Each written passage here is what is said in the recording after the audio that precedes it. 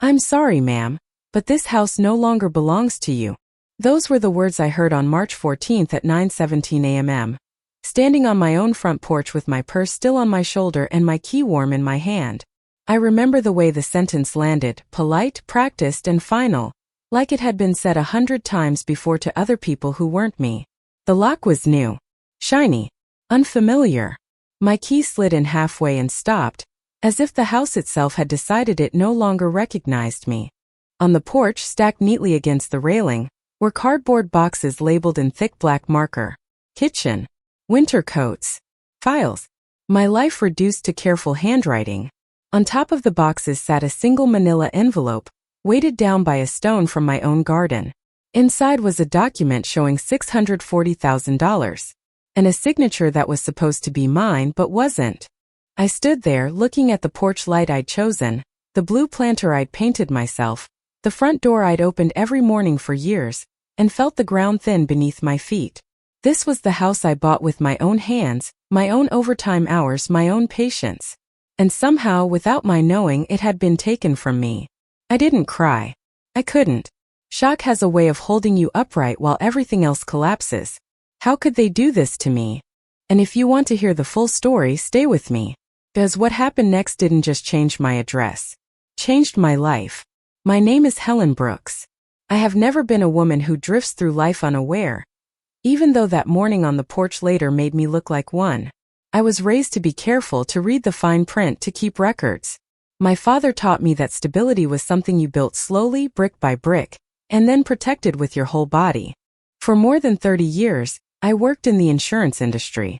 It was not a glamorous career, but it was an honest one. I lived by numbers, deadlines, signatures, and accountability.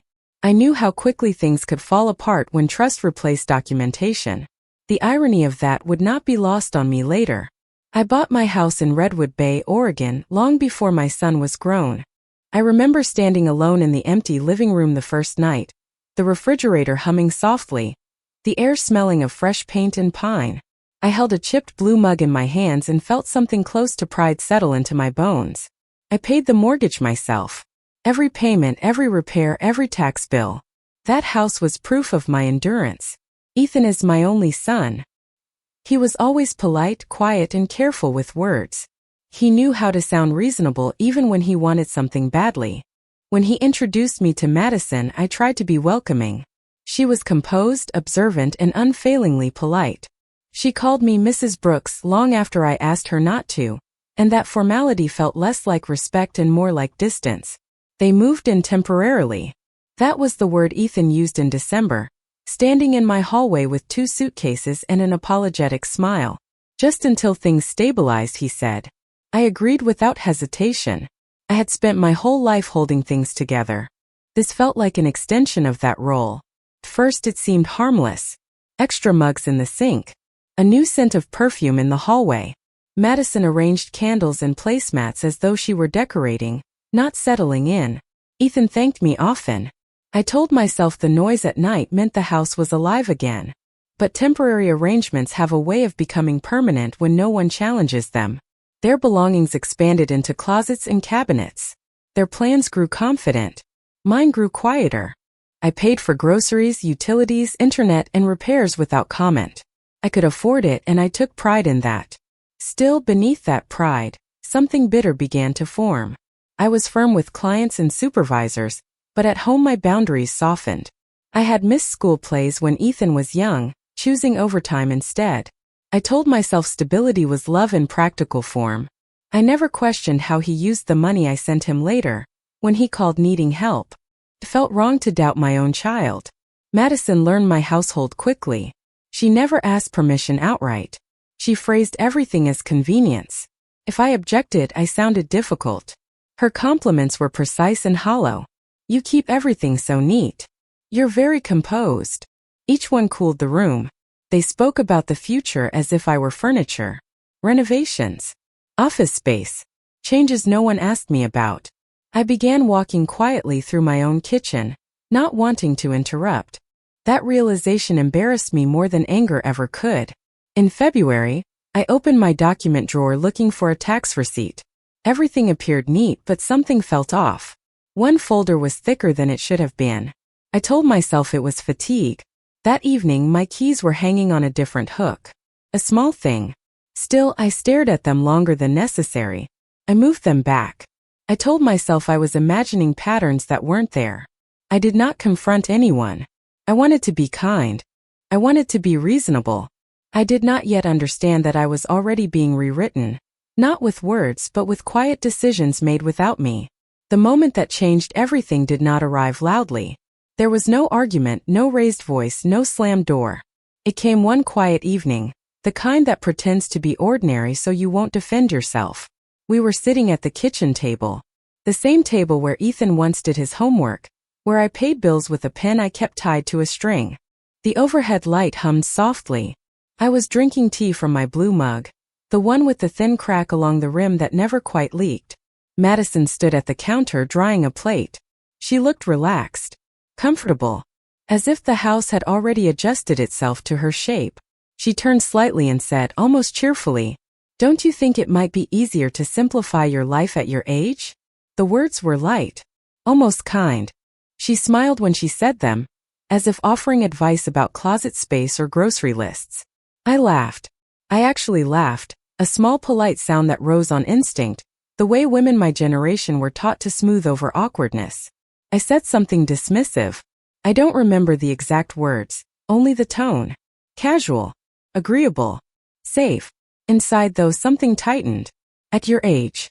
She didn't say it cruelly. That was the problem. It landed like a label already printed, already accepted. I suddenly felt observed, measured, and gently categorized as something that needed managing. Ethan kept his eyes on his phone. He didn't look up. Not once. I noticed the way Madison placed the plate into the cabinet afterward. Not where I kept them, but where she preferred. I noticed that the cabinet door stayed open a second too long, as if daring me to comment. I didn't. That night, lying in bed, I replayed the sentence. I told myself I was being sensitive, that she meant well. That simplification was sensible. Downsizing. Streamlining. All those tidy words people use when they want you to take up less space. But I could not shake the feeling that something had shifted, like a chair quietly pulled back from the table without asking if you were finished. In the days that followed, I became more aware of small changes. Madison began suggesting routines. New systems. To help, she said. She offered to organize paperwork. To handle bills online. To take stress off my plate. I thanked her. I hesitated. I said maybe later. She smiled each time. Patient. Unbothered. The mail began arriving later in the day, or not at all. I assumed it was the post office. A utility bill I expected never came. When I asked, Madison said she had gone paperless because it was more efficient. Efficient for whom, I wondered. Ethan spoke less. When he did, it was carefully neutral. He agreed with Madison without actually saying so. He nodded. He deferred.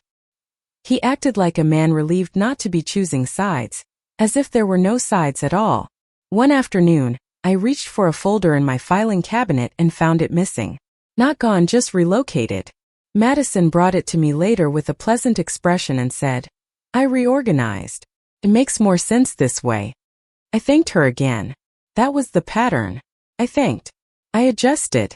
I told myself that harmony mattered more than control. That love required flexibility.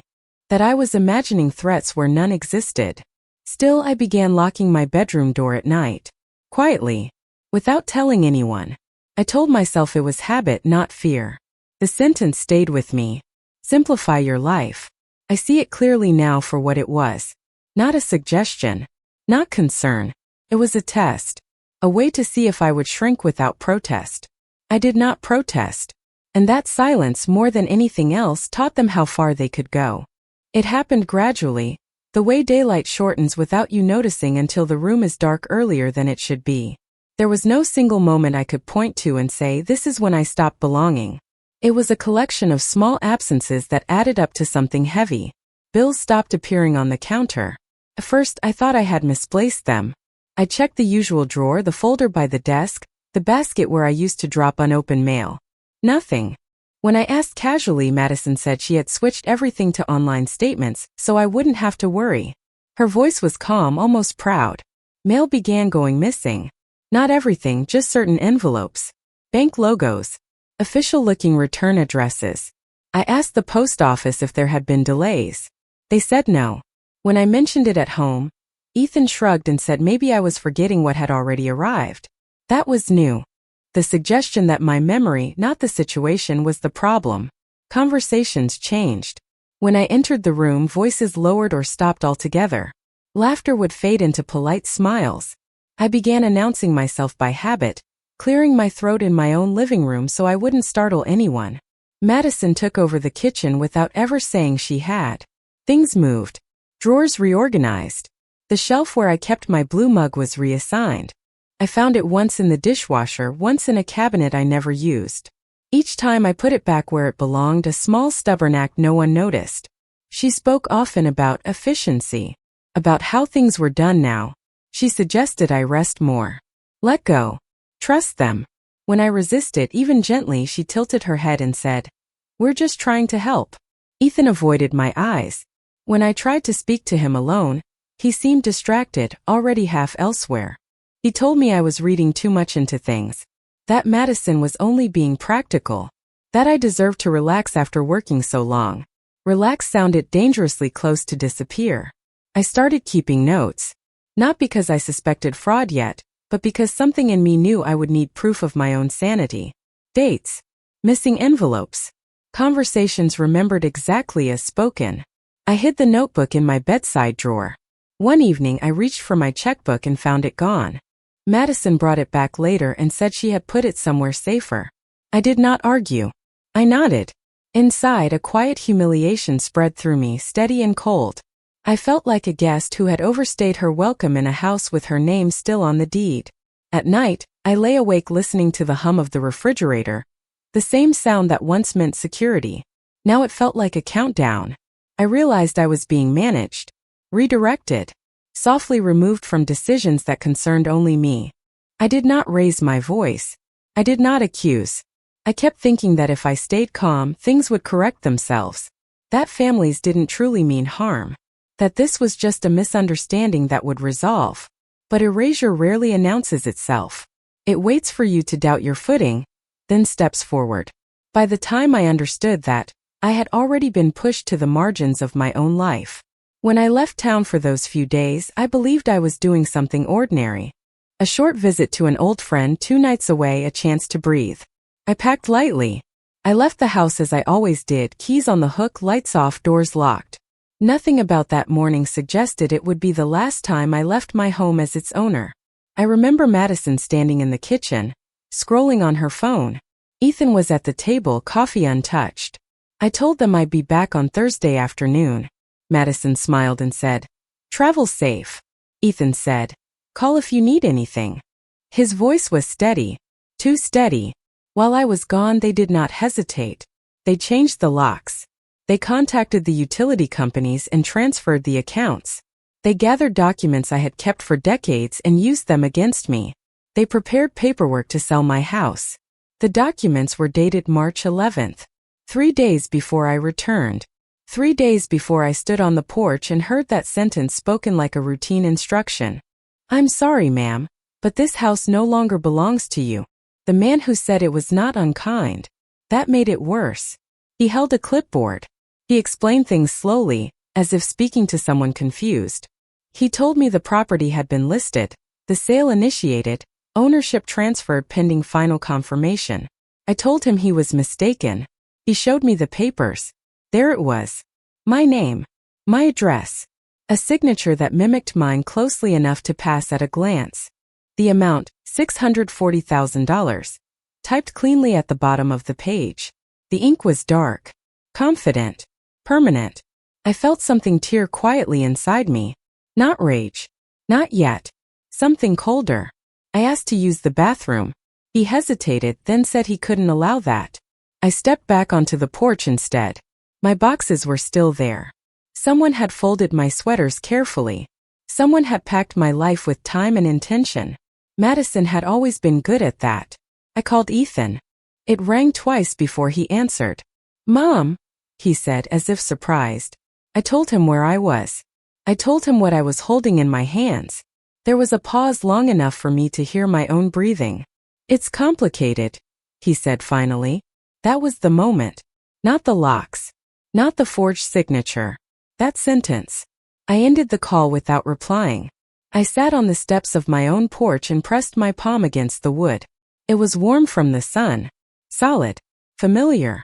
I wanted to memorize the feel of it in case it was taken from me completely. Pain does not always arrive screaming. Sometimes it arrives organized, labeled, and signed in your name. I did not go to a hotel. I did not sit in my car and spiral.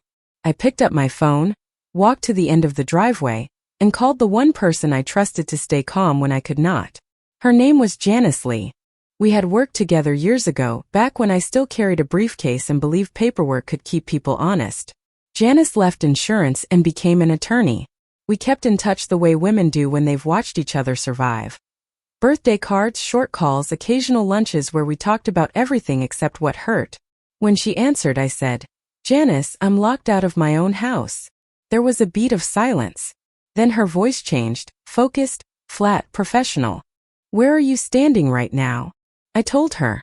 I told her about the boxes, the new lock, the papers with my name. I told her about the $640,000 and the signature that wasn't mine. She didn't gasp. She didn't offer comfort. She said, "Do not leave those documents. Take clear photos. Get the names of anyone present. And do not sign anything." 20 minutes later she was on her way, and in the meantime she had me do something that steadied my hands, open my banking app. I stood beside my boxed-up life, scrolling with my thumb. The screen showed recent activity I did not recognize, small transfers at first, then larger ones. Payment to a title company. A wire labeled escrow deposit. All dated while I was out of town. My stomach turned, but the numbers were unmistakable. "Send me screenshots," Janice said. "All of them. Timestamps included." When she arrived, she didn't look at the porch first. She looked at me. She took in my face, my posture, the way I was holding myself together with habit. Then she held out her hand for the documents like she was receiving evidence at a scene. We sat in her car with the windows cracked. The air smelled faintly of her peppermint gum. She read every page slowly, lips pressed together, finger tracing lines the way I used to trace policy clauses. When she reached the signature, she didn't need to say the word. Her eyes lifted to mine and I understood, forged. Janice asked one question that mattered more than the rest. "Did you ever sign a power of attorney?" "No," I said, and the certainty of it surprised me. "Never." "Good," she replied. "Then this is fraud, not family drama." She made calls right there in the front seat. First to the listing broker named on the paperwork. She identified herself, stated that the owner was present, and that the transaction was unauthorized. She followed with an email, attaching my ID and a written notice disputing the sale. Then she called the title company, the bank, and the utility providers. Each call was short and sharp like cutting thread. While she worked, she had me pull one more thing from my purse. My small spare key ring. On it was a key to my safe deposit box. "We need your originals," she said. "Deed copy, closing documents, anything with your real signature." An hour later we were at my bank. I remember the fluorescent lights, the smell of carpet cleaner, the way the pen on the counter was chained to its base. Janice stood beside me while I opened the box. My file folder was there exactly where I'd left it. My deed. My mortgage payoff letter. My old signature, slanted and imperfect, familiar as my own handwriting on a grocery list. Janice laid my real signature next to the forged one. Even to my untrained eye, the differences jumped out. The forger had tried too hard. My loops were forced. My pressure points wrong. It looked like someone copying a painting without understanding the brush. That afternoon, Janice drove me to the police station.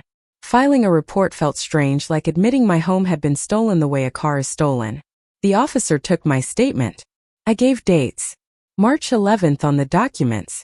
March 14th on my porch. I handed over the screenshots, the photos, the paperwork. My voice stayed steady because I had trained it to. Janice also filed an emergency notice with the county recorder to flag the deed and prevent further transfer, while the dispute was investigated. She explained it to me in plain language. We were putting a bright red sign on my property that said, "Stop." By evening, the sale was frozen. The bank opened a fraud case. The title company confirmed they had received instructions from someone claiming to be me, by email, from an address that used my name with one extra letter. One extra letter. That was all it took for them to start moving my life out from under me.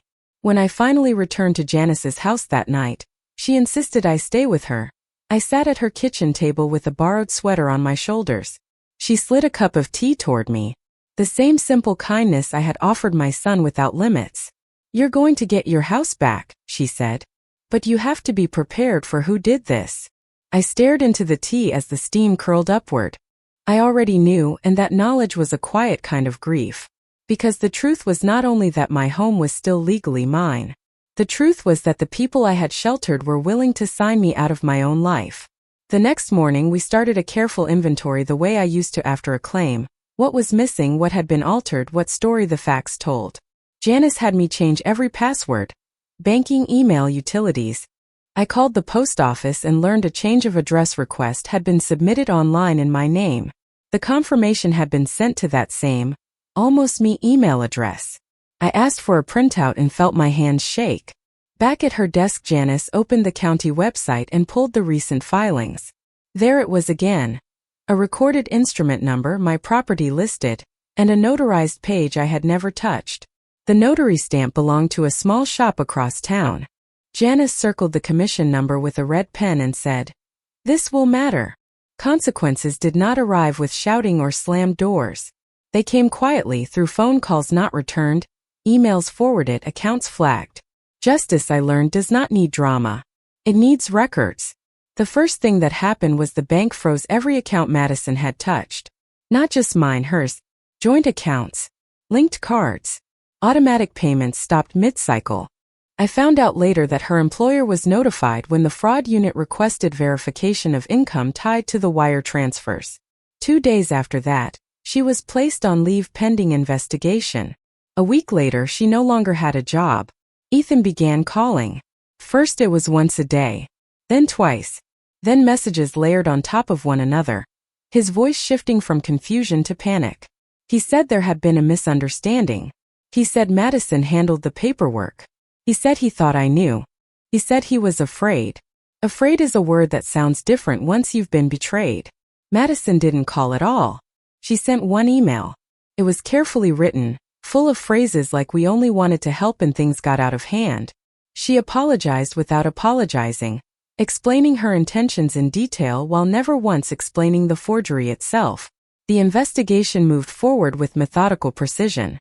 The notary denied witnessing my signature. The email trail showed clear impersonation. Dates, IP addresses, transaction logs. All of it told the same story. This was not confusion. It was planning. When Ethan finally came to see me, it was at Janice's house. He stood on the porch the way I had stood at mine, hands empty, eyes searching. He said my name the way he used to when he was a child and needed something. "I didn't think you'd fight," he admitted quietly. That sentence hurt more than the lock ever did. I told him the sale was void, that the house was legally mine, that charges were being considered. I did not raise my voice. I did not threaten. I stated facts the way I had for 30 years. Madison never asked to see me. By the end of the month, they had moved out of state. The bank recovered the escrow funds. The fraud case remained open. My house was returned to my name with a bold note in the county records. Attempted fraudulent transfer. I stood alone in my living room again, the refrigerator humming like it always had. The blue mug waited where I'd left it. Justice didn't feel triumphant. It felt quiet and complete. After the records were corrected and the locks were changed back, people assumed the story was finished. They spoke to me as if reclaiming the deed meant reclaiming the life that had existed before it was taken. Neighbors said things like, "At least everything is back to normal." And friends suggested I repaint the porch or replace the furniture, as if fresh color could cover what had happened inside those walls. I nodded politely, but I already knew I would not stay. I walked through the house alone over several mornings. I did it deliberately, room by room, without music or distraction. I ran my hand along the banister where Ethan used to slide down as a boy. I opened drawers and cabinets, listening to their familiar sounds. I stood in the bedroom doorway and remembered how often I had lain awake there, sensing something was wrong but telling myself not to overreact. The house was still mine in every legal sense, but it no longer felt like shelter. It felt like a place that had failed a test it didn't even know it was taking. Safety, once broken, does not simply reset because the paperwork says it should. One afternoon, I sat at the kitchen table with my blue mug warming my hands. The light fell across the surface just as it always had. This was where Madison had suggested I simplify my life. I understood now that the danger hadn't been the idea of simplicity. It had been surrendering the right to define it. So I chose my own version. I contacted a different real estate agent, one Janice recommended. I told him exactly what had happened and exactly how involved I intended to be. I reviewed every document myself. I attended every inspection. I watched each signature as it was placed, including my own. This time, my name belonged to me without question. When the sale closed, the funds transferred cleanly into my account. I checked the numbers twice, then a third time, not because I doubted them, but because I had learned to trust verification more than relief. Only after that did I allow myself to breathe. I moved into a small apartment near the water. Nothing extravagant. One bedroom, large windows, pale walls. The first night, I slept with the windows cracked and listened to sounds I didn't yet recognize. It felt honest to be a little unsettled. Growth often does. I unpacked slowly. I placed my blue mug in a cabinet that was entirely mine. I hung only the photos that still felt true. I let the rest go. I wrote Ethan a letter. Not an email, not a text. A letter requires time on both sides. I told him I was safe. I told him I would no longer provide financial support. I explained that contact would be limited and conditional, based on accountability, not apology. I did not write about forgiveness. I wrote about reality. Then I did something that surprised even me. Using part of the proceeds, I set up a small foundation. Nothing public-facing or grand. It exists to help older women who find themselves quietly edged out of their own lives. Women whose finances are being managed for them, whose voices are being softened into absence. We help with paperwork, with questions, with the confidence to say, I need to see that in writing. I volunteer there once a week. I listen more than I speak. I recognize the signs now, the polite concern, the missing mail, the decisions made for your own good. Each woman carries a story that sounds reasonable until you hear it closely. In the evenings, I walk by the water and feel the weight of my keys in my pocket. There are fewer of them now. Fewer doors. Fewer obligations tied to guilt instead of choice. I like that weight. Feels earned. I did not forgive Madison. I did not need to. Forgiveness is not the same as resolution. Resolution is knowing where you stand and refusing to be moved again. I did not lose my home. I chose myself. Betrayal doesn't always arrive with shouting or cruelty you can name. Sometimes it comes quietly, wrapped in concern, written in careful language, signed when you are not in the room. That is what makes it so powerful and so dangerous.